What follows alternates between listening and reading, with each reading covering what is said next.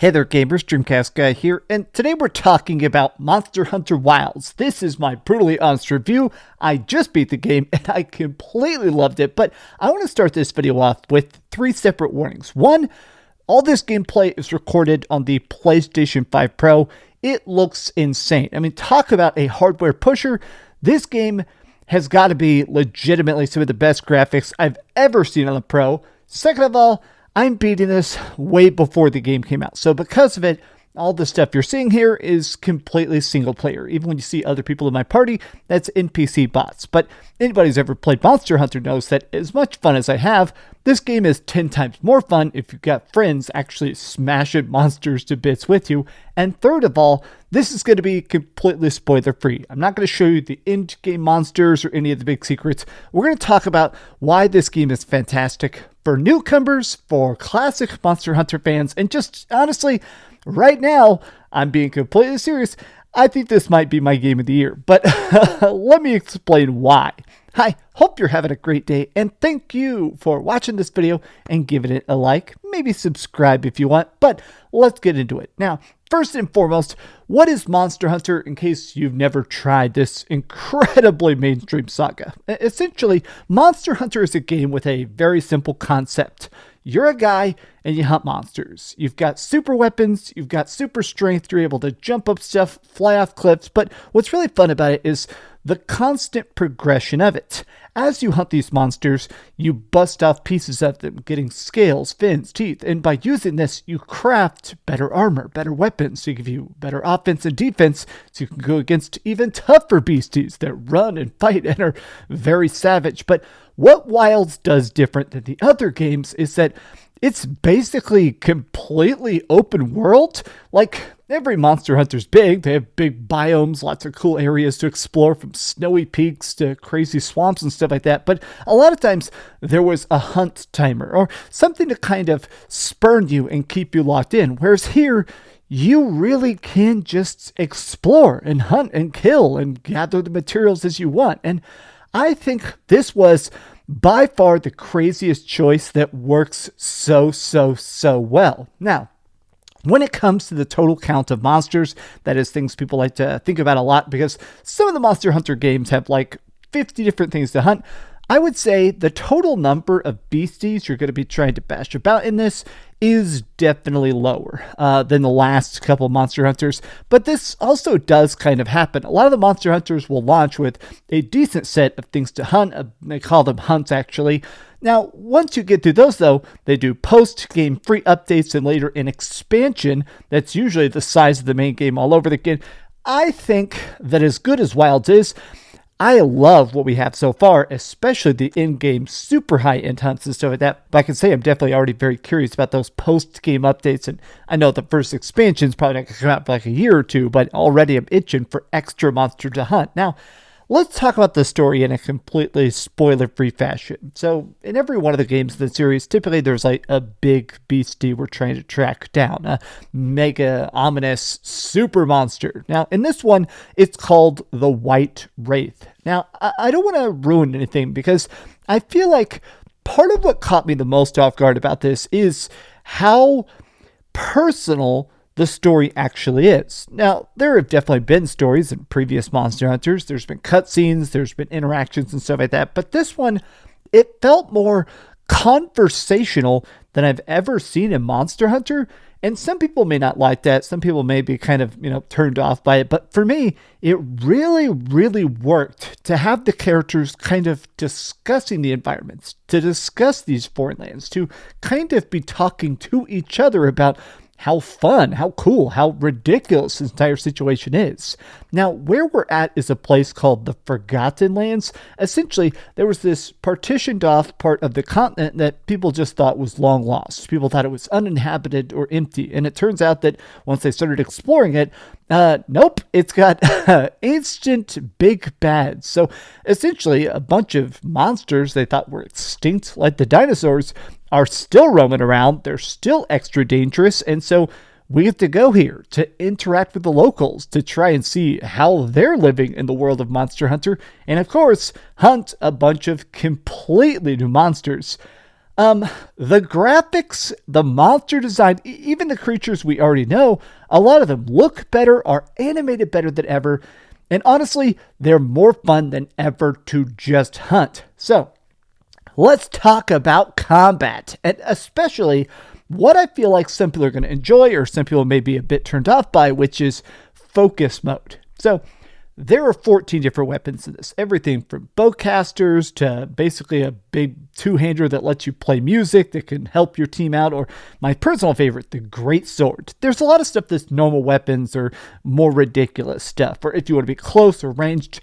I decided for the entirety of this review to stick with the great sword because obviously I'm trying to beat this to give you guys content and see what the heck the game looks like, and I've been playing the great sword now for the last 3 games. Gotta stick with what I know. But I really enjoyed, as soon as I jumped into this, how much it feels like a slightly faster version of other Monster Hunters. The combos, the targeting, it felt like the monsters themselves maybe had a little bit less health, but also I really like the weak point system. So your character has a grapple hook, and this is one of the new things they have. It's called the hook slinger. One of the things that took time in the middle of fights or before a fight is that you had to gather up resources. I mean, it's not mandatory, but it's very, very suggested where you can go and pick up different ammunition or explosives or, go pick some herbs and make extra potions and stuff like that. You can now just, while you're riding past, grapple hook them to you. So gathering is like 10 times faster, which to me is a massive, massive acceleration of the gameplay loop. And I love it. But you can also use this slingcaster to make it where you can grapple hook onto stuff. There are certain areas where you can grapple hook a freaking structure of rock and drop it onto an enemy's head. There's times where you can grapple hook and swing and jump onto something's back to help try and chop up its weak points. But I like the fact that everything feels so much quicker without feeling minimalistic. Sometimes if there's a game where they try to accelerate just how fast combat is, it makes enemies feel weak. If enemies are dying, I think everything to me feels about 5 to 8% faster, where it's quicker, it's nicer, but it never feels like they're just giving you the W. But I want to talk about the weak point system and how focus works. So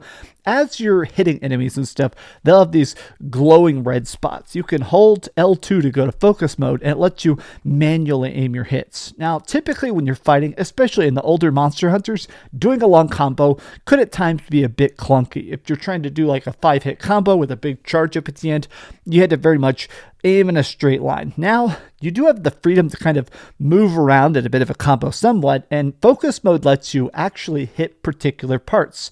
Now, to me, I think this overhauls it more than newcomers probably notice, because when you're trying to build weapons, a lot of times you are trying to get specific parts, tooth, scales, a particular part of a tail or something like that. And so when you're doing that, typically you would just try to smash that off. Okay, there's something that's asleep. Let's sneak up on it. Let's smash its tail off because I need the tail part for the next armor upgrade. But here, because of the focus system, I felt like I could more easily target spots, make them weak, and then when you're holding focus mode, you can press R1 and do like these special takedowns that are wound destroyers.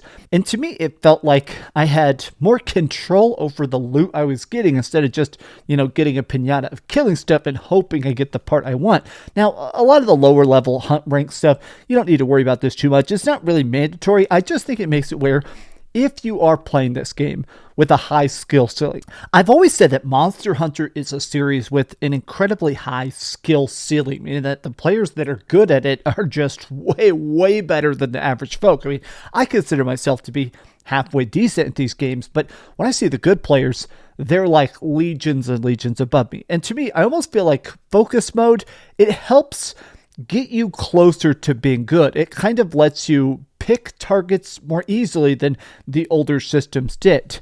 Now, I have to say that overall, I really like everything about this game. It just felt so fast, so fluid, and so deep. It is a new generation of Monster Hunter, and I feel like in a lot of ways, it almost, if anything, kind of introduces so many systems that a lot of people are not going to interact with them. Like, one of the new things they've added in is autopilot. You have had mounts for the last couple games. You could buy stuff in other games, but it feels like now they're very much about get your mount, you just press up, it automatically calls your mount, you can zip around in combat. So a lot of times when monsters run away because they're at 1% health, you can track them down. There's autopilot now, and the autopilot is so good, they'll actually run up walls and stuff like that.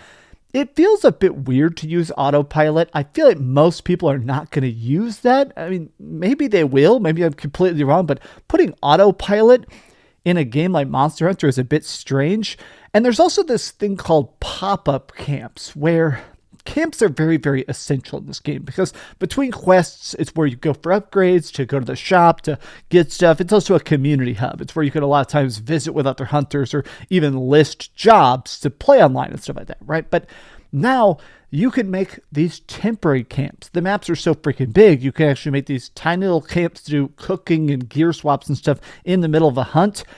I don't really get it. Maybe it's that there's some mega giant empty biome I have not seen or I don't really understand it, but the whole pop-up camp system to me, I really don't understand why we have it. Maybe it'll make sense later in some DLC or something like that, but as it stands, I like that Monster Hunter Wilds feels like a faster, bigger, more introductory simultaneously Monster Hunter experience. It's more approachable, it's more fun, it's more gorgeous, and at times a hell of a lot more epic. Like when I'm battling a creature in the middle of a thunderstorm, yeah, I'm definitely vibing on that.